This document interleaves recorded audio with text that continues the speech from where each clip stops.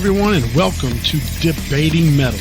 I'm your host, Kenneth Dean, the Dean of Metal, and along with my co-host, Chris Kaye, we discuss and dissect our favorite music, heavy metal. So sit back, relax, pop open a cold one, and let the debate begin.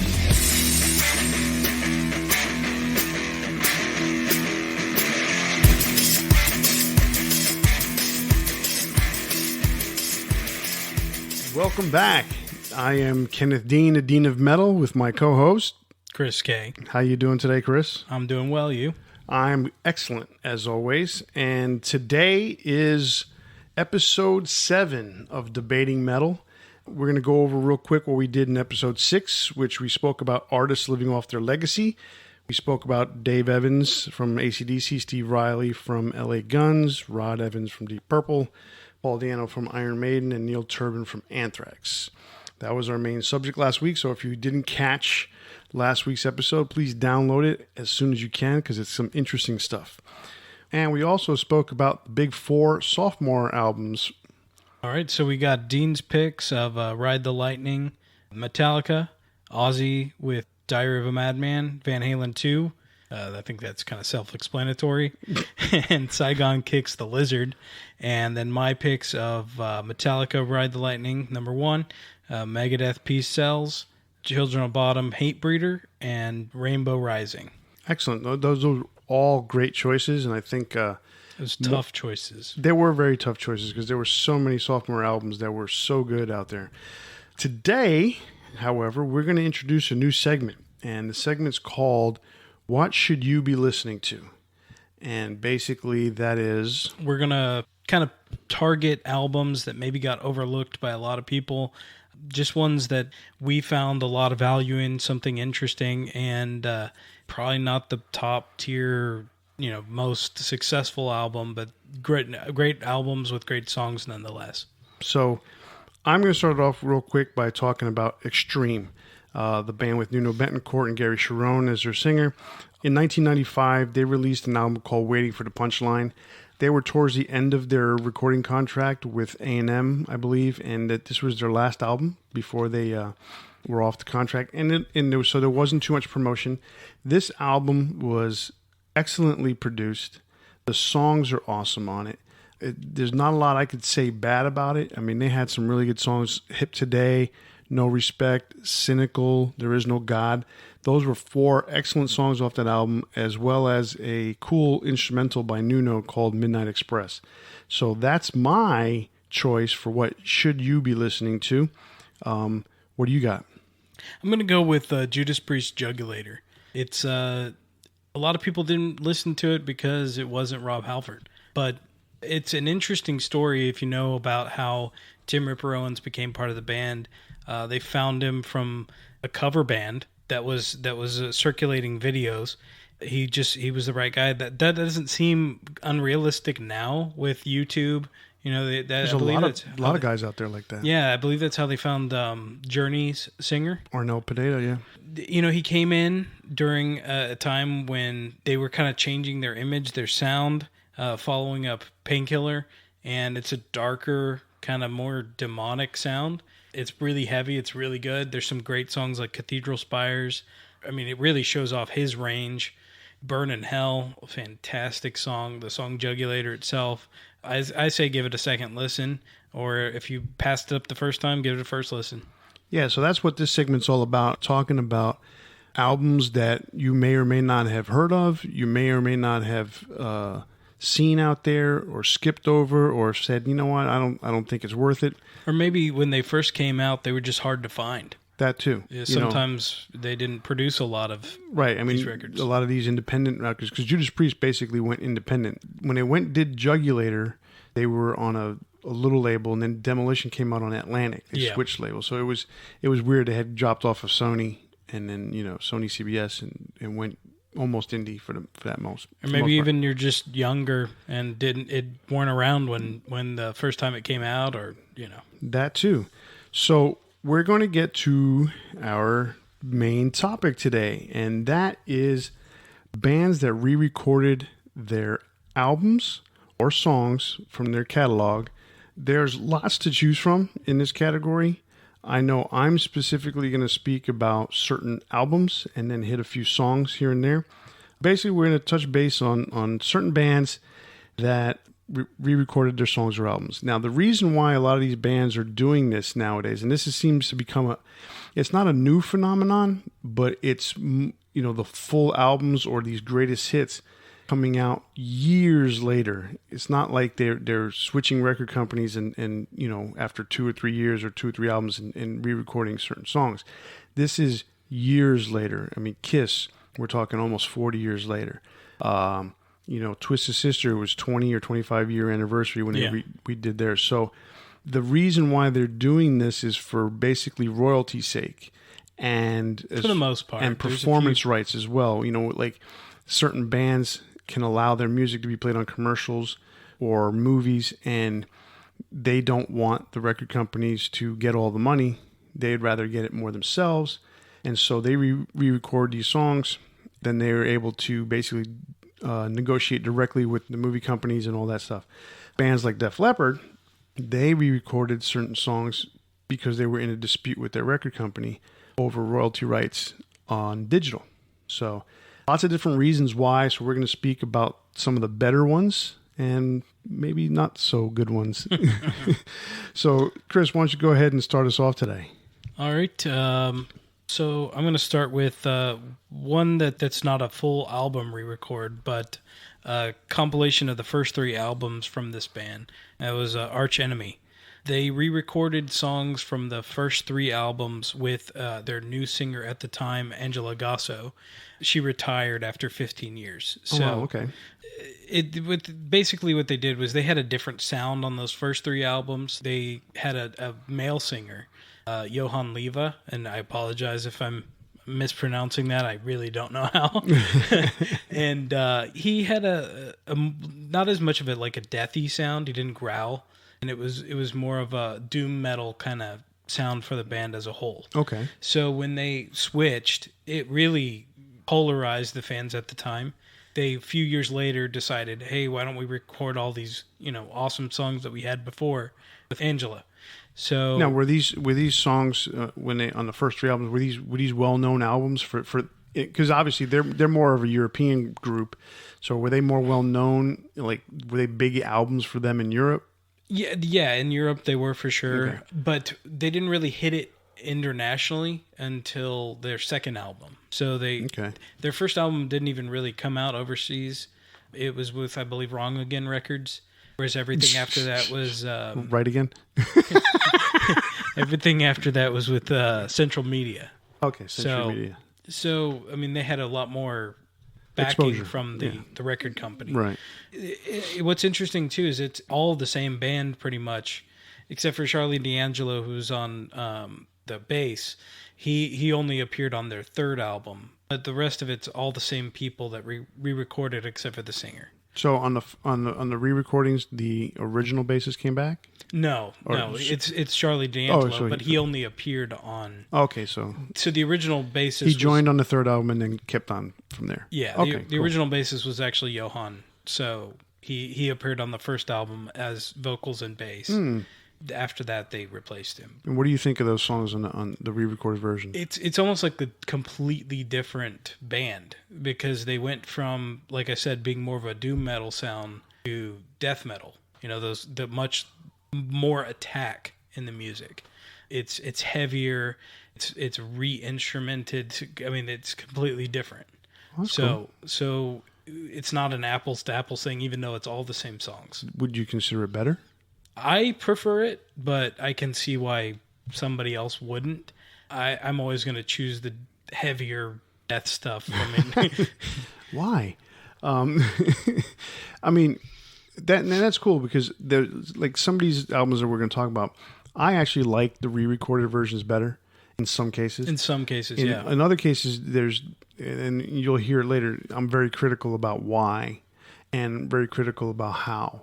Mm-hmm. And so it's nice to know in Arch Enemy's case that it's almost an improvement, but at the same time, maybe not. It's just choosing to go in a different direction, I guess you could say. Yeah, but taking those old songs and bringing them with them. Yeah, if you're going to go see them live, they're going to play some of those songs, right? You've heard her singing it I think a lot of people were saying, hey, we want to hear these songs. I haven't really heard too much of their live stuff recorded, so it was kind of nice for them to release a studio version of all these songs. Okay, cool. So that's Arch Enemy's The Root of All Evil. Okay, cool. All right, I'm going to talk about Kiss and Kiss Classics. This was released as a it was released in Japan first, and then it was released as a bonus disc along with the Sonic Boom record that they put out. And what year was that? I want to say 2010 or 12 or something like that. Okay. And so who's in the band at this point? It's the band that is now. It's Paul and Gene with Eric Singer and Tommy Thayer on guitar. Okay. They basically re-recorded their greatest hits. They did as good a job as they could to stay true to the original versions, specifically with Rock and Roll All Night. I mean, they didn't do their version the way they do it live. I don't know if you noticed or not, but Rock and Roll All Night, the original version, does not have a guitar solo in it. In concert, they basically improvised, added a guitar solo, and that's what became the hit for them when Alive 1 broke. So on Alive, it has the guitar solo. Yes, Alive has a guitar solo. Okay. But when you listen to Rock and Roll All Night on the radio, it does not have a guitar solo if it's the studio version. Gotcha. The original studio version. So the re-recorded studio version is exactly the same. And they did everything. It was almost note for note a replica. But you could tell there's some sonic differences. Now, they tried to do that throughout the whole album, but there were certain things that they couldn't replicate, such as Do You Love Me? And I Love It Loud, because the production on that from the originals, there's something special, like as you say, specifically like I Love It Loud has that really booming sonic quality to the drums that they didn't bother to replicate. But at the same time, unlike the remix that they did for Smashes, Thrashes, and Hits, these drums try to be loud, but it's not like it was for Creatures of the Night in 82. And the same thing happened with Do You Love Me? I mean, Bob Ezrin's production was really good on Destroyer in 1976, but this version is different, but it's still good. I mean, what I like about the album is that in certain cases, like I Was Made for Loving You, actually sounds harder. And that was a disco song, for lack of a better term. Yeah, I mean, it's a straight-up disco song. Right. I didn't even realize for the longest time when I was a kid that was a Kiss song. Exactly. Well, the version that they play now is harder. It's got a little bit of a harder edge. The guitars are a little bit more prominent, not so compressed and not so flat. The beat, although it's a similar beat, it's played with drums as opposed to kind of over-processed, almost electronic-type drums. To me, the album is a 50-50. You've got some good reproductions and you got some weaker reproductions for the songs. I like the way the drums are recorded for Detroit Rock City. I like the way I Was Made for Loving You comes across. So, was it all recorded for one album, or was it a compilation? Okay, it's a compilation album, but it's just basically their greatest hits re-recorded. But what I mean is, like, did they sit down and re-record all those in the same sessions, or was it gathered from? No, same sessions. Yeah, it was basically a specific project. Gotcha. So we do that, and essentially, and I've heard it before. Rock and Roll All Night is a very licensed song, so I've never seen it in any sporting event or on any commercial. No, ever. Not at all. Exactly. So they basically no longer offer the Universal Music Group version. Mm-hmm. They offer their version. Now, mind you, what's weird about it is that the album did come out through Universal Music Group, but what I believe is that the royalty rate's different, the performance rights are different, so they're getting more money off of this. And that's basically what it is. And Gene Simmons is going to do anything for a cash grab. We all know that. It's not, it's not horrible, but at the same time, you can tell it's not the same. I think to the casual listener, they probably don't notice the difference, but to a fan, right? The casual listener will have no idea, and that's especially with Rock and Roll All Night, because that's how good of a replica they did. But in reality, true fans will know the difference. So, what's next on your list? I wanted to address 3 just individual songs. Okay.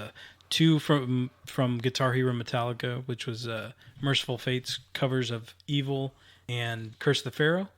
And then their version of Return of the Vampire from their return album, In the Shadows, right? In the Shadows. Yes.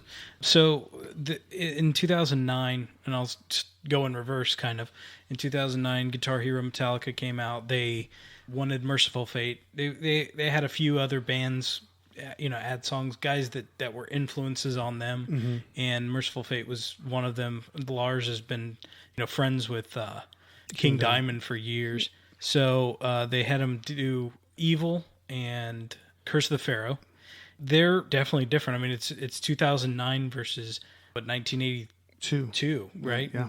It's a long time ago. Long time difference. And so you can definitely hear it in the vocals. Mm-hmm. They're good. It's a little more flat and lower tuned than the original, which it was very noticeable to me. But overall, still really good. Right. I listened to him. Different. Yeah, I listened to him the other day in research of this, and as much as they try to stay true to the original, especially the original timing and not, I couldn't say sound, but they try to stay as true to the original as possible. It doesn't come across that way. There's some things. I mean, it sounds like a modern version, which doesn't. It's not bad. But it's, for lovers of the original versions, they're going to sit there and say, I'd rather hear the originals. Well, it's more produced, too, and, Yes. and there's more effects put onto the vocals, which if you listen to when he hits those high notes, like when he's, under the sign of the moon, you can hear the reverb added to the vocals. Right. It's a cool effect, but when you listen to the original and you hear just him and his voice and that stark contrast between the growling that he had in those early albums versus the high falsetto, I mean, it's night and day. You can definitely hear that they're kind of covering up a couple things. Yeah, I mean, nobody's voice is as strong as it was 20, 30 years ago. No. And King doing a lot of falsetto, especially with the King Diamond project. Your voice takes a beating over the years, and but I mean, the fact that he can still do it is amazing. It's fantastic. But, I mean, there's a lot of guys out there that aren't even singing, that are just playing backing tracks. So yeah, exactly. So I mean, on something like Merciful Fate, so let's go back. What would you rate the Arch Enemy, like A, B, C, or D, as far as quality? I would probably give it B+. Okay, so for me, the Kiss classics, it's kind of 50-50. So I would sit there and say some of the songs are B+, some of them songs are C-. Merciful Fate, I would probably give it a straight B, in my opinion. Yeah, I agree. So that one, I like them, but I've heard the originals and I like the originals better. Now, that being said, I have a completely different feeling about the Return of the Vampire. Okay. The original is just so hollow. It's early recording. It's kind of like, in comparison to the guitar work that's on their later stuff, it's almost just kind of bizarre to me. Almost demo-like, right? Yeah, I mean, obviously it's in the early Right. days. So, but it's very simple. Mm-hmm. And when they re-recorded it in 1993, it sounds just so much fuller. There's more to it. I mean, the best way that you can understand what I'm talking about is to go ahead and listen to it, but you can hear there's just more. It's more robust. Well, okay, yeah, I get that. I get what you're saying. Now, the other thing too about that version has Lars Ulrich playing drums on it. Yeah, which his drums are always pushed to the front. Yeah, I mean, you could tell that he was in the recording, he was in the studio when they were mixing it, saying, "Hey, no, you need to push that up," because you could just tell it's Lars playing. Oh yeah, not because of how distinctly he plays, but because how distinctly he's mixed. The mixing in general is better. Yeah, and the vocals are better. You can hear there's backing vocals as well as the main front vocals, so it's just a fuller sound. It just almost feels like you're in an empty room when you're listening to the original version, and this just hits you a lot harder. That's cool. I mean, you would put that as like an A-, A B+, A-. Yeah. I mean, it's not my version. favorite song, but yeah, it's an improvement for sure. Exactly, for sure. That's awesome. I'm a big fan of Merciful Fate, and when I heard that version, I was like, I was very surprised because of the of Lars on drums, but just like you said, the clarity, because it basically brings it from a demo to a full blown a reality. Yeah, and it was cool that they brought it back out on their return album after breaking up the first time. Yeah. It's almost coming full circle. For sure. All right, so now I'm going to talk about an album which I don't have a lot of praise for. And that's going to be Twisted Sister's Still Hungry. Interesting. That album, okay, now mind you, I love the original. Stay Hungry. Stay Hungry, the original, is excellent. I pretty much love every song on that album. Now, as far as the re-recording goes, called Still Hungry, I have a lot of qualms about the fact that they say that they're still hungry because you don't hear it in the way it's sung and in the way it's played. Recording wise, so Dee Snider can still sing his butt off, and there's no doubt about it. But his range is what it used to be. So a lot of the songs, and I don't know if it's necessary because of his range. Let me take that back. He might still be able to do it. But because of the way music has changed in general, because of the way heavy metal and all the new different genres play so many songs tuned down, with gent music, with metalcore, everybody's playing in the key of C or D, and in some cases B. I mean, thank you, Korn, for all that. Twisted Sister decided to take this album, re-record it, but change the tuning. And it's obvious in certain songs. I mean, there's just no way around it. You can tell. It is down-tuned, so I don't know if it's because D can't do the vocals. I think that's a bigger factor. I mean, he's older. Mm-hmm. I mean, he can't sing the same way he did, kind of just like what I was saying with Merciful Fate. Production-wise, the album is outstanding. The songs sound clear. They're very precise. I mean, every instrument you can hear. It's not very muddy. But the biggest downfall for the album is Dee's vocals. And the reason why I say that, because as strong as he is as a singer, the angst and the hunger and the drive that drove them in 1983, 1984 when this album was when Stay Hungry was released does not come across 20 years later in 2004 with we're not going to take it, just does not have the same emphasis. I can see that on it. I Want to Rock does not have the same attitude in it that it had, back in 1984. Again, can't take anything away from the production. It's just the way the songs come across. They almost feel tired in the way that they're playing the songs. I do have to say, though, a couple of highlights for me on the album are The Price and SMF, because those songs were still sung not with attitude, but specifically SMF was sung with a little bit more attitude or the same attitude back in the day, because that's a song about their fan club and their fans. The Price is a personal song for them because that's basically talking about the price that they pay to become rock stars. It's a good song. Both of them are very good songs. As I said, the whole album is great songs. But those two songs to me stand out, where the rest of them kind of just like don't really hit the target. How'd you feel about the new songs on that album? Some of the new songs were okay. There's a funny thing on the bonus tracks. There's a song called Comeback that's also a re-recording. Yeah, which is weird, and I like that version. I like the original, and I like that version of Comeback. Comeback's a great song. My biggest problem with Comeback in general is that it drags on for too long. They need to stop that song. They just keep. I mean, I guess they enjoy playing that riff. The riff is awesome. They just don't know where to end it, and so they I think they got like 5 or 6 verses in that song. It just keeps on going and going and going. It comes back from a guitar solo and keeps on going and going, and so it's a 5, almost 6 minute song when it could have easily been probably a big hit for them if they would have cut it down to 3-4 minutes, shorter solo, less lyrics, and go for it. But they never actually put it out on any of their records. Yeah. So I didn't mind that one as much. I think it was, I had first heard them talk about it, but I heard Dee Snider talking about it before I ever listened to it. And he was just talking about how he wasn't really happy with the recording of the original one.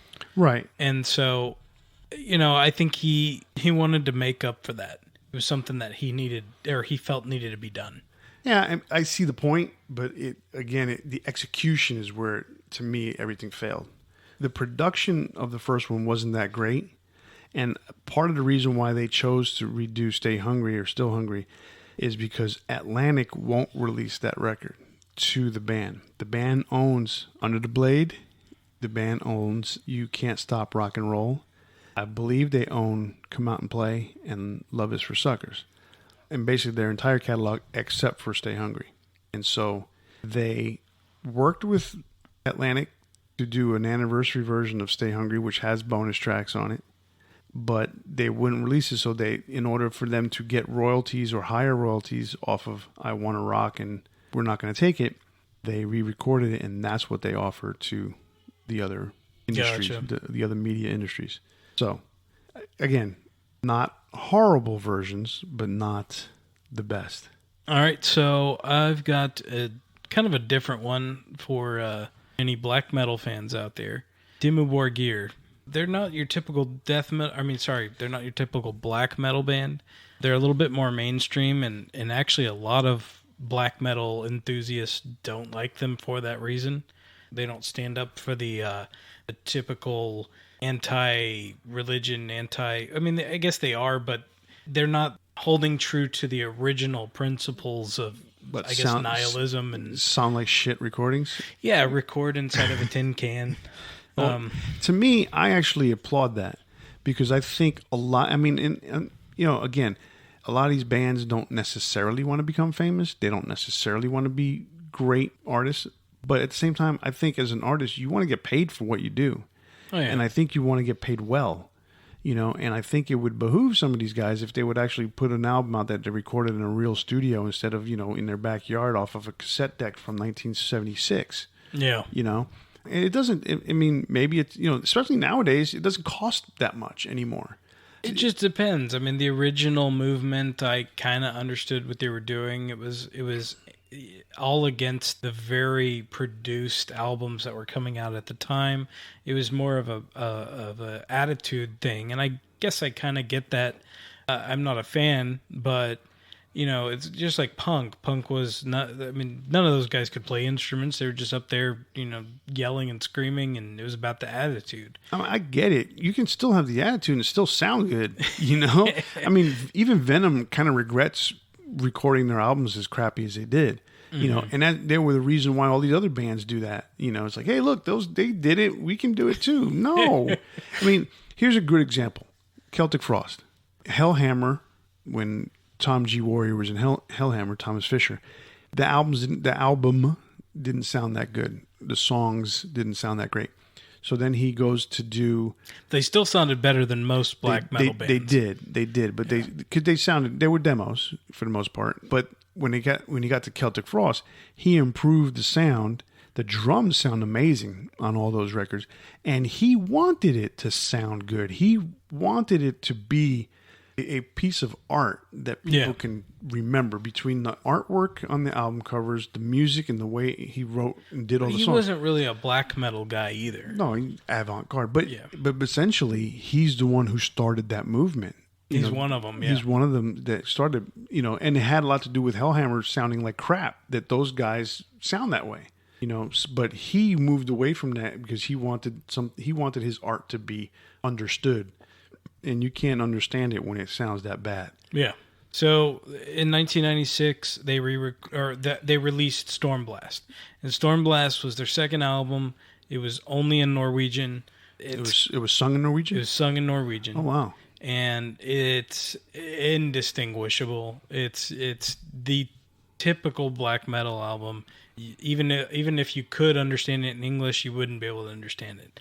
It's just. So now we know how everybody else feels when we sing in English and they're in another country. Yeah. So there was a couple things that when they re-recorded the album in 2005 that they had to change because the keyboard player actually plagiarized 2 songs and passed them off as his own. So this is from the original? From the original. Oh, okay. So there was one song called Chamber of Sorrow, which was actually from an Amiga game called Agony. Nice. And so he basically ripped off the entire song from beginning to end. And that came out. They had a lawsuit over that. The rest of the band had no idea, and they totally agreed to take it off the album.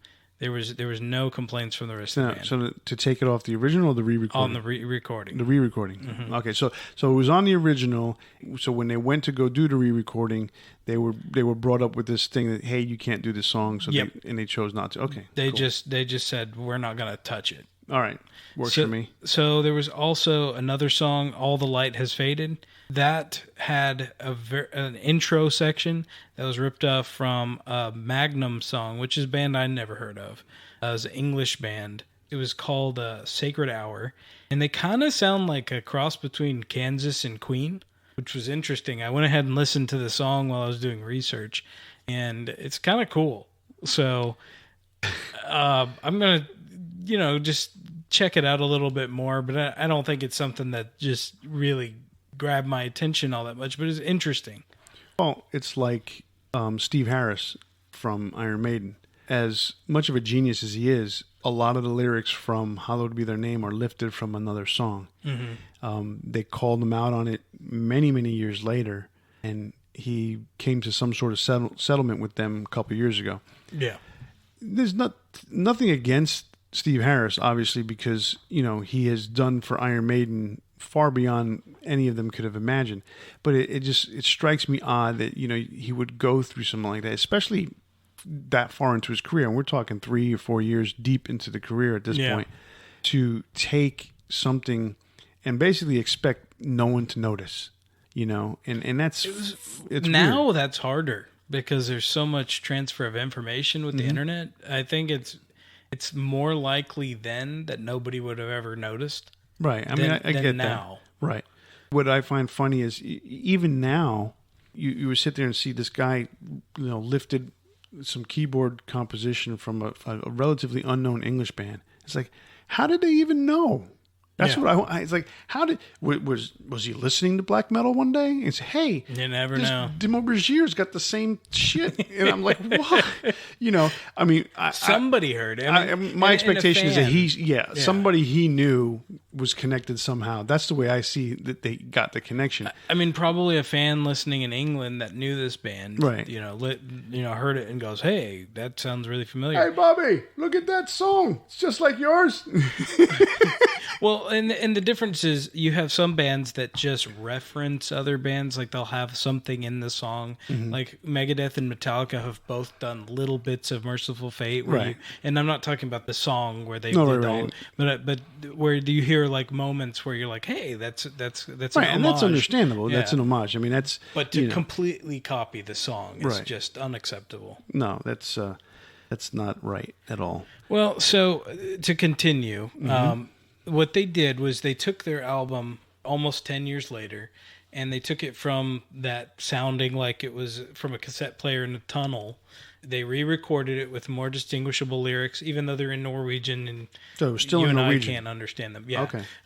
And then, but they're more understandable. You can hear it, and you can hear all the individual parts. And when I say like in a tunnel, that's what it sounded like. It sounded like they had a recorder on one side of the room, and everyone else was playing on the other side of the room. So the individual parts just mesh together, and it's hard to hear what's going on. The best way I could say is indistinguishable. And this one, it's much more well-produced, collaborative effort. It's interesting that only 2 members of the original band put this album together. They had other hired guns. Some of them became members of the band, but these guys just came in and helped put the album. And I think that was a big reason for that, was that these were the guys that said, hey, we need to take this band in a different direction instead of just doing whatever everybody else does. Right. Well, and that's why they're now more well-known, I guess you could say. They're more successful. More successful. Yeah. I don't care how much you want to go against the man. You still want to have more money in your pocket so that you can afford to be more against the man. Yeah, and not many black metal bands can say they have mainstream crossover appeal. Right. And yeah, Dimmu Borgir is definitely not as famous as Iron Maiden, but there's a lot more people that know their name than a lot of the other black metal bands. For sure. Okay, so Dimmu Borgir. That's a pretty cool. I didn't realize that they had sang all their other stuff or the early stuff in Norwegian. I believe it was only the first two albums, and I could be wrong on the first album because I can't listen to that. I just I don't even know if there's actual lyrics. I think it's just a guy going for about an hour. That reminds me of Dark Throne the first time I heard them. Oh man. Okay, so now I'm going to go to an album that I do like. Okay. And I like this one a lot. And this is Anthrax's The Greater of Two Evils. Okay, I'm all up for that. That album is excellent. That's an A plus re-recording of old stuff. And I completely agree. And there's going to be a lot of people that disagree because they'd rather hear the Joey versions. And I get it. You know, Among the Living is a classic album. You don't necessarily want to hear another version without Joey. But the problem is, at the time that album came out, John Bush was their singer. They had fired Joey years earlier. And that's what you were going to hear if you went to go see them live. So now they were putting out an album that was basically their live versions, but done in the studio, done properly, done with the perfect sonics that you can get. That album is produced and recorded excellently. And I think what's really cool about it too is it fits with what was going on, exactly what you said. But it showed that John had the range, had the ability to take those songs and make them his. Yes. Because it's not like John came in and did what Joey was doing. He still had his own very distinctive singing style. Oh, for sure. And you can tell. And it fit perfectly. Oh, yes. I mean, that album, there's an energy on that album that you don't get with other re-recordings. So the opposite. The energy on that one, on Greater of Two Evils, outdoes whatever Twisted Sister tried to do with Still Hungry. Mm-hmm. You could, it's night and day. It almost feels like they were brand new. They were reinvigorated. Yeah, it almost sounds like it was John Bush's first time with Anthrax, as opposed to, having been there a while. I can see that. That album is just energy top to bottom. I mean, it starts off with Death Rider, and Charlie is playing better than ever, and it just amazing sound. And so the way John was phrasing everything, there was a lot of emphasis on certain things. There was just a lot of energy, a lot of angst on those types of songs that needed that, which is the complete opposite of, we're not going to take it. Yeah, we're not going to take it again for the 1,000th time. That's just the way it came across. I'm like, yeah, we're not going to take it. We're still not going to take it. Yeah, 20 years later, we're still not taking it, but somehow we're getting paid for it. That's the way it felt, but... And The Greater of Two Evils, I mean, man, John, he killed it. There were songs on there that I thought were really cool. Mm-hmm. Like the highlights to me were I Am the Law. Just so fit with John. Oh, yeah. It really did. Anything that came off of Among the Living, Spreading the Disease, he sang with like so much gusto that it was just really cool. I think the only one that I would sit there and say maybe not out of anything was Indians. I think there's something personal and deep with Indians from Joey. I think so too. That's the only one I could think of that maybe there was no connection to for John. But even though he still sings it with a lot of enthusiasm, but I think Joey, because he's part native and that had something to do with it, I think there was a little bit better connection with Joey on that song. I think every band kind of has that song that... Or not necessarily every band, but every singer has that song that they just connect with on such a personal level that there's very few others that can come in. Like, say, for instance, Nine Inch Nails did that, Hurt. Hurt. And then anybody else singing that song probably wouldn't have had the same impact as Johnny Cash singing it. Oh, Johnny Cash version, I like it better, way better. It hurts to hear it because it's so deep. It cuts. I mean, it literally cuts through your skin. It cuts through your bones, and it goes deep into your soul. An amazing version. So most of the time, you're not going to have somebody come in and sing your song and have that much emotion behind it. Mm-hmm. And, I think you're right in saying that John didn't really capture that with Indians. But Death Rider? Oh, for sure. Amazing. I think AIR and Be All End All were also very good highlights. NFL was a highlight to me too. NFL was good too. So that album definitely, in my opinion, obviously in your opinion, is an A+ version of those classic songs. Unfortunately, that album has been deleted from their catalog because John's no longer in the band.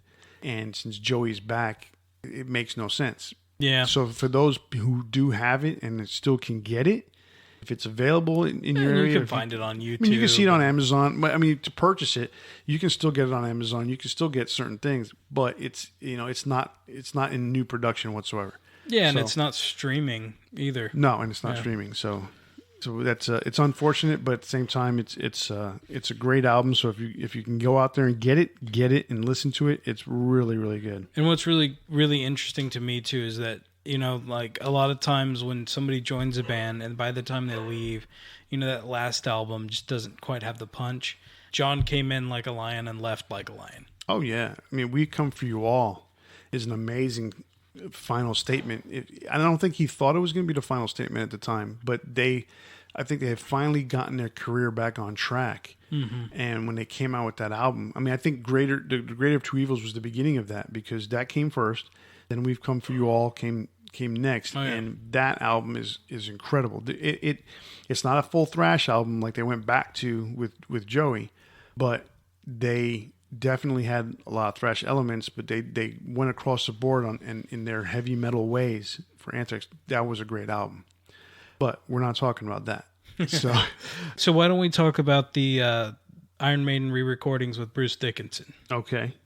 So Charlotte the Harlot and Prowler were released on the Evil That Men Do single. I don't like them. You don't like them at all? Them. Nope. Really? I'm not a big fan of them. And that's funny. I listen to them and I have them on my iPod or my iPhone, whatever you want to call it. And they're in my playlist. Is it because of the guitar sound? It's horrible. I was not a fan of the whole guitar synthesizer sound that they did. I mean, I like the songs. I mean, Somewhere Time's a good album. And then when they did more of it on Seventh Son, I wasn't a fan. But at the same time, I like the songs. I like Iron Maiden. Can't take away anything from the way the albums were the songs were done. The songs are great. Could they, in my opinion, have been better produced? Probably. That was what was going on at the time. Everybody was going in that direction. Iron Maiden went in that direction. I'm not going to, harp on it. I just didn't like those re-recordings because of that. See, I really like those re-recordings because I love Bruce's vocals on just what he brought to the table. I didn't expect specifically with Charlotte the Harlot, singing soft parts. I didn't expect that out of Bruce, I guess. Okay. I knew he has a dynamic range, but he's always so like right up in your face. So like singing with every bit of air in his lungs, that it was interesting to hear that, what Paul does. Right. Like I would love to hear him do the whole first Iron Maiden album. Now that you mention that, I wonder if, because I know that supposedly every Maiden song has been re-recorded, but I have never heard Bruce do Strange World. Mm-hmm. That would be one that I would be interested in hearing, because that's definitely a Paul's voice, and I believe that's his song. Yeah, and there's something different when you hear it on the live versions. Mm-hmm. I mean, you're never going to capture that same clearness that comes out of singing it in a studio version. No, of course not. So hearing those other versions, it's cool, but something about hearing the re-recordings with the clarity is just awesome. What I dislike about those songs is the synthesized guitars, the compressed sound, the over reverb on the vocals. I mean, when you get to the end of the song, you just hear it echo out for so long. I think Prowler sounded worse. Yeah. Than Charlotte the Harlot did. I haven't heard Charlotte in a long time. Yeah. Prowler I heard recently because I was listening to Talking Maiden podcast, like I always do. Shout out to you guys again. When I listened to that version, I mean, when you listen to Prowler, that's the first thing you put on when you hear Iron Maiden's first album. I mean, that guitar is right in your face. And it's not right in your face on the re-recording. And that's what I don't like. Whereas, in the opposite, Wrathchild is an excellent version to me, in my opinion. It's really good. I mean, I like the way Bruce sang it. I love, I believe he did a better version than Paul. Some people at the Talking Maiden podcast are going to disagree with me because they might get, send me a mean email. But I like Bruce's vocals better than Paul's version. I like I mean, I like Bruce better than Paul in general, but I love both. I tend to think with Wrathchild, he just brought so much energy to it that it was just phenomenal. It was a good statement for him to, when he came back to the band, to knock out that song partially because of the way the lyrics are. And I'm going to find my man. I'm going to travel around. I mean, what have they become since then? This basically world traveling band, which they were beforehand, but now they do it because Bruce Dickinson can fly them around. And it just showed also that he was willing to do what was right for the band. Mm-hmm. It's not all about, hey, I'm only going to sing the songs that I sang. He's never been like that. He even sings the Blaze songs. So, yeah. I mean, he's a team player, and I love that about Bruce. Some of these other guys, we just mentioned Joey Belladonna, won't do any of the John Bush stuff. No, and I think that's wrong because it's a great era of the band, and some of those songs Joey probably could do really well. That's his ego sitting in the way. And that's another thing. I mean, as much as Bruce has his ego, because every person, absolutely, and every musician specifically have their ego, he puts it aside for the greater good of Iron Maiden. That's what Bruce brings to the table. He puts his ego aside. And I don't even know if it puts his ego aside so much as he allows his ego to be able to do those things, which is for the greater good of the band. For good or bad, it works out well. I think it's good. Yeah, exactly. I like Wrathchild. I don't like the other two so much. I mean, we loved seeing his versions of the Blaze songs when we went to see. Those were excellent. Yeah. I mean, he made Sign of the Cross and he made the Klansman his own. Specifically, I think he really, really adopted the Klansman. Yeah, his versions of those songs, of those Blaze songs, are excellent. So, where are we moving on to now? Let's see. Testament, their First Strike Still Deadly album, the re-recording of their of hits off of the first two albums. So similar to Arch Enemy, they went in and took songs from their first two albums instead of three, and re-recorded them with basically modern equipment. I liked those songs. I was listening to it on the way home today. Loved those songs so much better than the original versions from The Legacy and The New Order. They just sound so much better. The musicianship is so much better. It's the same guys too. That's not exactly. So you got Chuck, you got Eric Peterson, and you have Alex Skolnick, but the bass player and the drummer are different. Well, the rhythm section. We've kind of discussed this in the past, where the rhythm section doesn't always determine the sound of the band. And you've got the main songwriters, the vocalist, the two guitarists there present. And that's what I mean by the same guys. Right. You're not having a completely different singer like what I mentioned with Arch Enemy. Right, no, exactly. Not only changing the style of singing, but the gender of the singer. Get that. So what you're going to like about the First Strike Still Deadly version is that Steve DiGiorgio played bass on that album. Now, John Tempesta is the drummer. John Tempesta, to me, is a better drummer than the original. I can't remember his name off the top of my head. I listened to some of the songs and the way they broke them down, and he plays them differently. Obviously, every drummer is going to play something differently, but he adds to it where it's played in a modern way. So thrash back in '87, in the '80s, had a certain drum style. It wasn't all about double drums, but it was about making it sound like it was double bass drums. Double bass.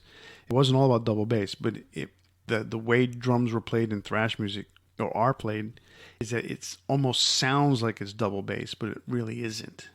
And between how fast the snare and the bass drum play off each other, John Tempesta on this album plays the double bass, does a lot of double bass fills, a lot of triplet fills that make the song sound so much better. It's almost what you expect. Fuller. Yeah, they're kind of like what I was saying with Merciful Fate, where there's a much more robust sound on it. And plus, the fact that it's produced with modern technology. Yeah. There's better recording techniques that they use. Back then, they were very low budget. Go into the studio, boom, this is my guy, is going to record it for you, and thank you very much. And Chuck Billy's voice has changed tremendously over the years.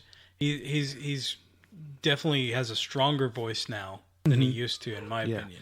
No, and what my notes say here is Chuck Billy offers more of his now now that he uses more distinct growling in his songs, he added that to those songs. So there's a deeper roughness to his voice, gruff, if you will, that the early versions didn't have that edge to them. Where these songs have the edge. I mean, these songs are much better, than the originals. And Steve DiGiorgio is a fantastic bassist. I mean, he's this fretless bassist, has just this acute knowledge of music, and can really I mean, if you look at his discography, who he's played with, he can fit into a lot of different situations, and he fits in really well with Testament. And he's currently in the band now. So I mean, they have excellent musicians because they have Gene Hoglan as their drummer, and there's not too many who can play drums like Gene. They have a portion of Death in their exactly. Their band now. Exactly. So that I give that album an A in terms of being re-recorded. What else do you have? So why don't we talk about Whitesnake with a couple of their re-recorded songs? I like that. All right, so we got Here I Go Again, probably the most recognizable Whitesnake song. I could be wrong, but I'm pretty sure that's the one. I think the general fan, for sure. Here I Go Again is pretty much the music video. Everybody recognizes it. So what most people may not know is that it was re-recorded from its original version on Saints and Sinners. What's different about it is that it's got a little bit different lyrics, mostly changed due to a recommendation from changing the lyric of like a hobo, I was born to walk alone, to like a drifter, I was born to walk alone. Yeah, so we won't confuse it like I was confused for so long with homo. And that's a direct quote from David Coverdale. Yeah, I mean, nothing wrong with it either way. I for whatever reason, I thought it was homo for the longest time, and that's exactly why Dave changed the lyric. It's a nicer sounding, like a drifter. Right. It flows better too than hobo. It's not so specific. Yeah. Hobo or homo, whichever one. It's not as specific as drifter. Drifter's pretty cool, and it flows well with the song. It sounds more elegant lyrically as well. I mean, you took an old song, kind of like what Kiss did, where they're taking older songs and re-recording them with a newer sound, bringing it to a wider audience as well. And it just makes sense. And they do it on their big album that's breaking into America. You already hit them with Slide It In. Now this is the Whitesnake self-titled album, right? And it's now they're finally hitting their stride in the U.S. Oh, for sure. Not only did they redo Here I Go Again, they also redid Crying in the Rain.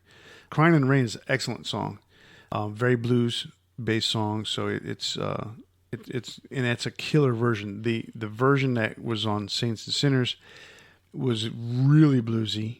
And John Sykes wasn't big on that, so he changed it a little bit more to kind of make it a hard rock blues song as opposed to a regular blues song. Yeah, he's more of a shredder, and you can definitely tell that in this version of the song. Yeah, no, Crying in the Rain is excellent. I mean, the whole album is great. I would equate it to, if you're a Judas Priest fan, when you listen to the old original albums versus Unleashed in the East.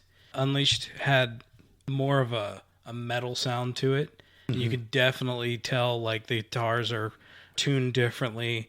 The vocals are stronger. It feels that same way when you take that from the original to the newer recording. Very similar to what we kind of mentioned earlier with Kiss Alive.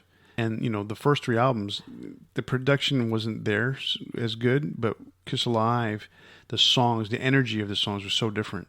The recording version of the songs were so different. It made such a huge difference in their career, obviously. It's kind of like you're watching an old TV show and you watch like the first season where they're still trying to feel out and figure out their characters. And then by like the third season, they're kind of hitting their stride. Right. That's how some of these albums, these re-recordings feel, is where they started out and they're definitely that band. But once they figured out all these facets and maybe switched out a member or two that wasn't their strongest link, they re-record them and they sound so much better. For sure. Whitesnake also did, so they had success with Here I Go Again. They had success with Crying in the Rain, not the same type of success, because Here I Go Again is just a worldwide smash. They recorded a new album, the follow-up to the Whitesnake 1987 album, Slip of the Tongue, and they basically go back into their catalog again and pull out another song, this time Fool for Your Lovin', and they re-recorded that version. Again, that was from 1980, Ready and Willin' album, and they re-recorded it for Slip of the Tongue. Steve Vai was on guitar this time. Yeah, full change in band so from the previous album. whole 1987 video band that toured is now the band that's on Slip of the Tongue. But they changed Vivian Campbell because he left, I believe, to go join Def Leppard, and they brought in Steve Vai. So they had Steve Vai and Adrian Vandenberg. And Adrian was hurt during the recording of the album, so Steve Vai, I think, did most of the recording. Adrian injured his hand, and so could not record the album. But he shows up in the videos because he was part of the band. But that happens a lot, and maybe that's something we should talk about in the future is... Injured players? Well, not necessarily that, but players that are featured in videos that aren't necessarily... Rui Sarzo. It's on everything. And on nothing at the same time. Or Vinnie Vincent Invasion with Robert Fleischman, and he's singing the vocals, right. and Mark Slaughter, appearing in the video. That's true. So yeah, there's a lot of stuff out there. Well, Whitesnake, what's interesting about them at the time is they were just breaking into America, so they had this kind of big back catalog, kind of like Scorpions, of where some of their stuff wasn't as widely known, and they could go back and they could take these songs and make them new again because it was to a new audience. I think they were successful at it. I mean, I really like Fool for Your Lovin'. What was funny about that song when I heard that song on Slip of the Tongue for the first time, I said to myself, I've heard this song before. Now, mind you, I didn't have anything prior to Slide It In from Whitesnake, but for whatever reason, that song rang a bell with me, and I believe it's because I had heard it before, obviously, but I didn't know where. Then when I listened to the original version, I still couldn't recognize where I heard it before because I was like, well, this is not exactly what I thought because it's much slower version, but it kind of has a different, it's got a cool beat and rhythm to it, but it's not the same as the way they played it on Slip of the Tongue. It was still a recognizable song, so I was like, I've heard this before. So they did a good job on those three songs, and I have no complaints. But those re-recordings were different than the way we've been talking about these albums that were re-recorded for financial reasons. Yeah, it was to push they had good material, but they were trying to break into America, and that was the necessary thing. Like they needed to write new songs, but they had this stuff that was good. It just needed a little better production or just a fine tuning, just a little bit more. So now we're gonna go over a few songs and to end this segment. One version, very similar thing, a band re-recorded a song that was in their back catalog, but I think unlike the Whitesnake where they did a great improvement on it, White Lion, another white band from the 80s, and along with Great White and White Tiger and all those other types of bands, the White Animals, White Lion took Broken Heart and re-recorded it for their Main Attraction album. Broken Heart was released on their first album, Fight to Survive.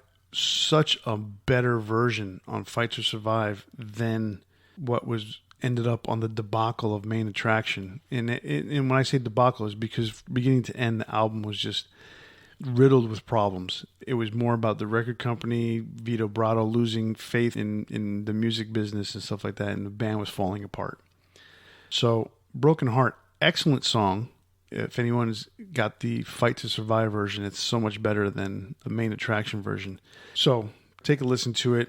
I give the new version a C minus, maybe even a D, but because the original is so much better. That's really too bad. It is a shame. Happens, yeah. I mean, they had a hit with Radar Love, and I just think they were trying to capture something that just wasn't there, and the record company didn't know what to do with them. I think the record company screwed up White Lion's career more than White Lion screwed up their career. Now, I'm not super familiar with White Lion. You said Radar Love. That's Golden Earring. The Golden Earrings, yeah. They re-recorded it. They had a semi-hit with that when they re-recorded it. I believe it was for, I I don't think it was Main Attraction, but I could be wrong. It was after their Pride album. They came out with their version of Radar Love. So White Lion did Broken Heart, re-recorded one of their hits. Another band that re-recorded one of their hit singles was Deep Purple. On the 20th anniversary of the release of their first album, Shades of Deep Purple, they had a hit single with Hush. Yeah, I knew you had to be talking about Hush. Yeah, actually that was the only thing from back then.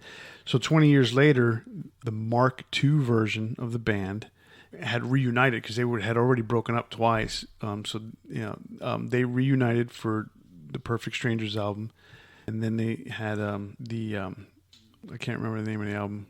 Their second album, they put out a live record called Nobody's Perfect, which is basically from that tour. And at the end of it, they released Hush, or they re-recorded Hush live in the studio, and basically to mark the 20th anniversary of the original release. Much better version. Ian Gillan on vocals and Roger Glover on bass. I'm looking through the discography of Deep Purple and remembering that they have 438 albums. and about 400 of them are live. Yeah, so Hush, the Mark II version is so much better. The second album after Perfect Strangers was House of Blue Light. House of Blue Light. Yeah, there you go. When they did those two records, those were the reunion albums. They were on tour. They released Nobody's Perfect live album, celebrating that. They recorded Hush at the end. It was live in the studio, and they did it. And for whatever reason, it was noted that the re-recorded version is a live jam that was recorded at Hook End Recording Studios in England. Hook End's claim to fame is that they are the most luxurious recording studio in England. So there you have that. All right, so White Lion, Deep Purple.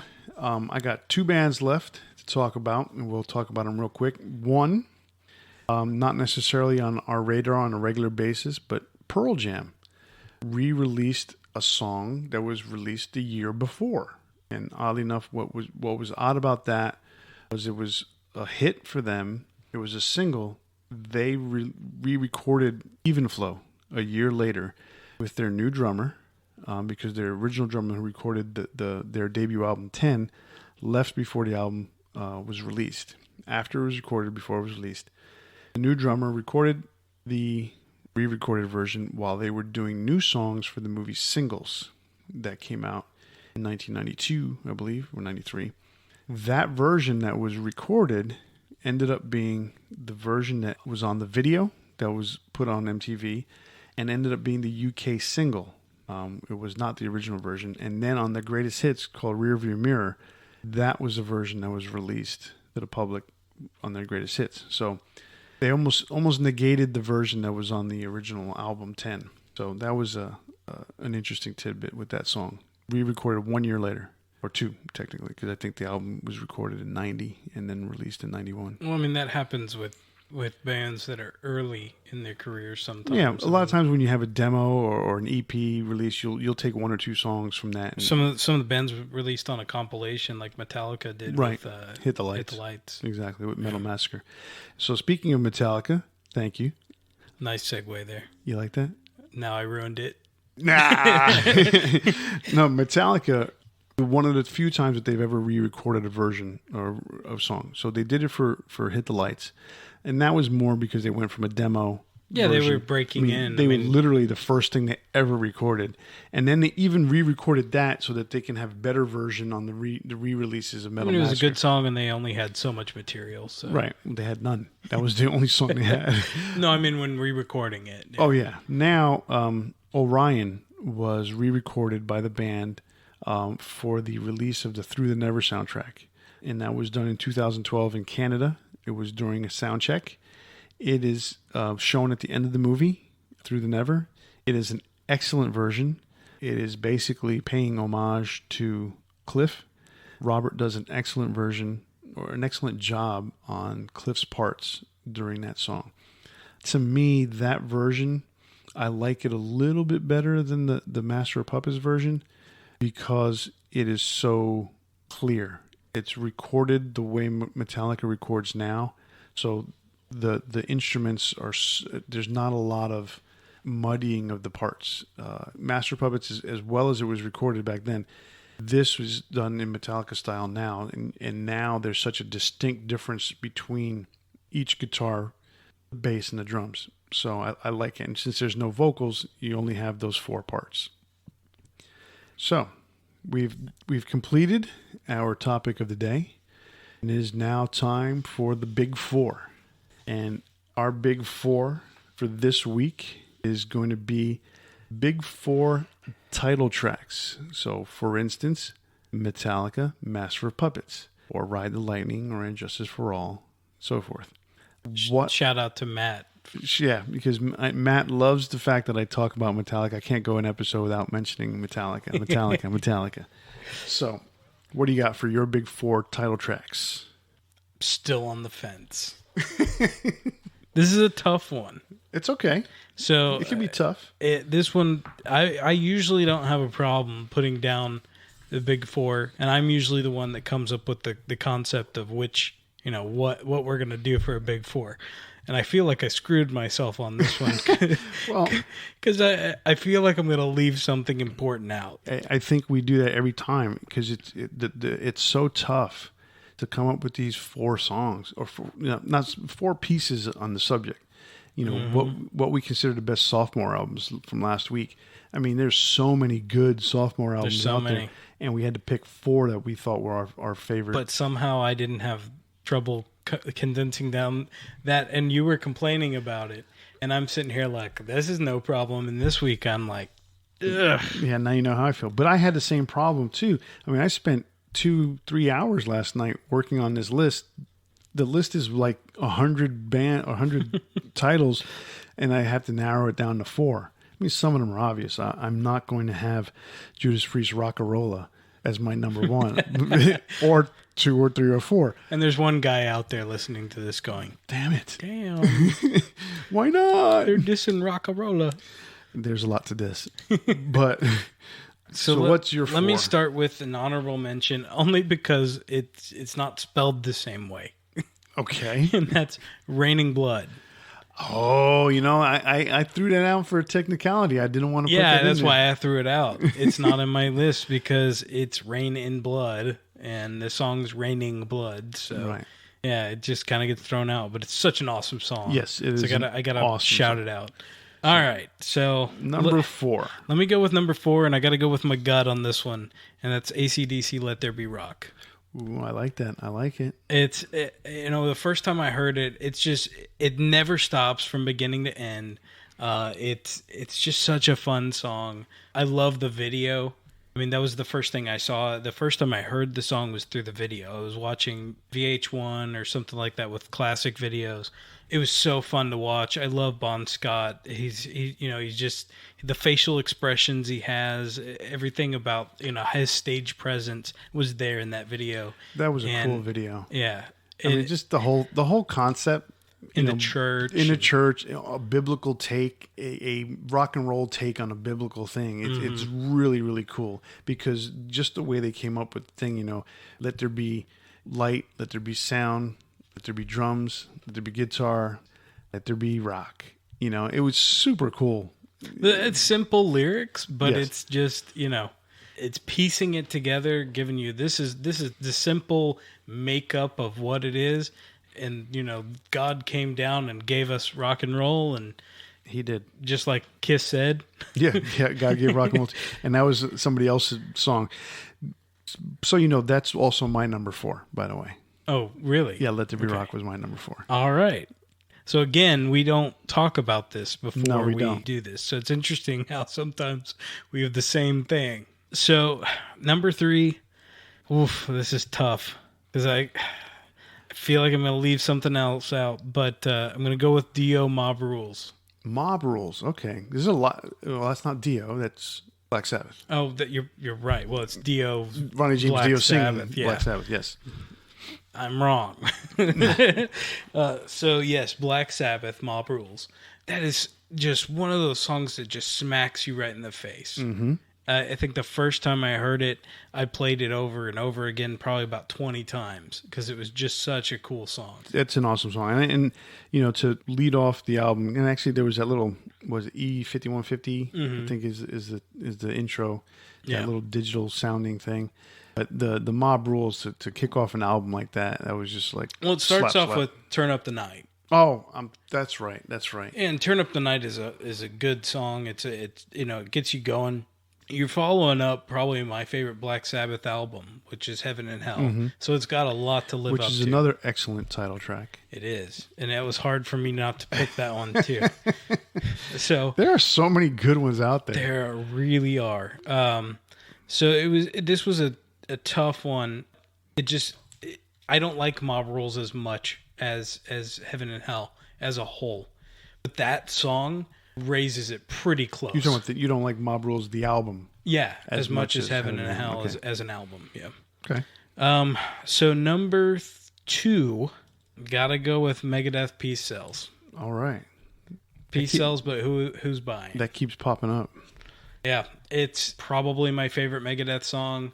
There's so much to it. There's that, what do you mean I don't believe in God? What do all these expectations of who you are as a person. Mm-hmm. And that to me, as a kid growing up, with long hair and, sideburns down to my chin and, just people's expectations of who I was. I am, just them thinking, you're not this and you're not that. It was such a meaningful song to me growing up. So I just had to pick it. I mean, it's still, even to this day, people's expectations of you, they're not who you are. Mm-hmm. You need to always remember that. I used to dress in black jeans and a leather jacket, and I would go to a store and I would get followed. My hair was not really that long at the time, but it was kinky and long, and I would, as soon as I walked into a store, I would start getting followed up and down the aisles because they thought I was going to. Oh, yeah, I had the same experience anytime I went to a record store. My ex-brother-in-law used to think that there was no way I never did drugs or alcohol. I didn't drink. I never drank any hard liquor until later on with him. But I drank beer, but I wasn't a beer drinker, and I didn't smoke, and I didn't do drugs. Never done drugs. You're like a Run DMC album there. I'm just saying it. That's just been me. That was a choice I made, and I've made it, consciously, and then never had any qualms about it. Everyone else thought that I did, everything in the book, because I wore a leather jacket, had long hair, and listened to heavy metal. Perceptions and things, can be wrong. So, what is your number 1? Number 1. Painkiller, Judas Priest. Painkiller, and I had no Judas problem Priest. picking that one. Oh, jeez. It's my favorite Judas Priest album. It's my favorite Judas Priest song. Don't have any issue picking that as number 1. Listen to the drums at the beginning of that song. And when I heard that, having listened to everything else by Judas Priest that I had at that time, that I've said this before and I'll say it again, it blew my mind. Because Scott Travis coming in, replacing Dave Holland. It's just worlds apart. It's like going from an infant to an adult overnight. You know, I mean, Dave Holland can keep a beat, but he couldn't play what Scott played. Oh yeah, yeah. It was in your face. It was painful to make a pun there. I mean, it punched you. Punched you. And the lyrics are cool. The imagery on the album was cool. The painkiller, riding a motorcycle, flying over a giant crevasse, and lava shooting everywhere. And he's saying, the metal melting, and all this imagery that he's bringing to you with his lyrics. I felt like a metal savior out there, riding a dragon, saving the world. All right. I'm gonna do something here that I haven't done before. I am making a change on the fly on my top 4. You're following mine because if you look at my list, they never match what I say. Well, I said before that Let There Be Rock was my number 4. Okay. I'm changing my number 4. All right. So you had an honorable mention. My honorable mention is Iron Maiden's Number of the Beast. Okay. That was an amazing way to introduce Bruce to the Iron Maiden fans and the heavy metal world in general. incredible album, incredible song. So that's my honorable mention. Now, I had number 4, Let There Be Rock from AC/DC, but somehow, some way, I completely forgot about a song I really, really, really, really like. It's And got to come from your gut, so I get it. I really like this song. Cowboys from Hell from Pantera. Okay. Look at my list and tell me what's listed as number 3. Pantera's Cowboys from Hell. That song, I mean, I can never listen to another Pantera album again. I have to listen to that song. Mm-hmm. That song is amazing. I love that song. Oddly enough, it is my second favorite Pantera song because I'm Broken is my favorite Pantera song. But as for a title track, Cowboys from Hell, hands down, my number 4. Okay, I had to put that in. I had to change it, and I struggled with it, and I forgot all about it today when I was looking over my list. So number 4 is Cowboys from Hell from Pantera. My number 3, and this is going to be, a lot of people are going to think this is out there, but not for me. Kiss, Creatures of the Night. Kiss had gone through a really rough period with Dynasty, Unmasked, and then The Elder. It's weird. They had this huge smash hit with I Was Made for Loving You. After coming off of Kiss Alive 2 when I got introduced to them at 8 years old, and it went downhill so fast. I mean, and I was on board. I was stuck in the snowball. You know, I was on board for the disco. I was on board for the light stuff, and then I was on board for whatever the hell The Elder was. And I'm there. I'm trying to grab trees and limbs and stuff as I'm rolling downhill with that snowball. And then they came out with Creatures of the Night. Not only was the song good, but just the way it was produced with that bombastic drum sound, that was one of those things that punched you in the face and said, "Hey, this is Kiss. We're back. We're a rock and roll band." And that was Eric Carr on drums. And that was right? Eric Carr on drums. And I think Eric Carr couldn't have been happier with the way that came out. Unfortunately, because so many fans were already disenfranchised with Kiss, the album didn't do as good as it should have, because that is one excellent Kiss album. To me, it's better than any of the platinum albums that they did in the 80s. That is, top to bottom, is an excellent album. And that's the first one with Vinnie Vincent? That's the one. Even though he's not. Right. Vinnie Vincent's not on there, so he recorded all the guitar parts. Oddly enough, he did not record the guitar solo on Creatures of the Night. That was done by Rick Derringer. Oh, yeah, that's right. So that song, that album, was an amazing comeback for Kiss. So that's my number 3. My number 2 goes with my number 1 favorite guitar player, Diary of a Madman from Ozzy Osbourne. That song, excellent choice. I mean, that song, like I said, growing up, this song creeped me out. The more and more that I learned about how good Randy was, the more and more that I learned about how he put that song together, and the fact that he wanted to learn classical and was actually taking lessons at the time, to put that all in there. And like I said before, when we talked about that album, that was a culmination of everything that he had learned and put together. And just, to me, the climax of his career was that song. It's too bad that it was. Exactly. So that's my number 2. So my number 1, and Matt, I hope you don't get mad at me, but it's Metallica, Master of Puppets. Oh, I thought you were going to say Saint Anger. I was close. No, I'm just kidding. No, Master of Puppets, I mean, hands down, is a masterpiece of a song. And that's great. And so, any of these songs that we pick, are going to be great. Usually most of them are some sort of masterpiece for that band. Master of Puppets is right up there with the best of them all. When you define, I mean, you can go to 100 different websites or compilation or greatest or best of lists when it comes to heavy metal albums. Master of Puppets is a top 3 heavy metal album of all time on almost every list across the board, if not number 1 on most every single one. That song itself, an 8-minute journey through the mind of a drug addict, and it's pretty amazing song.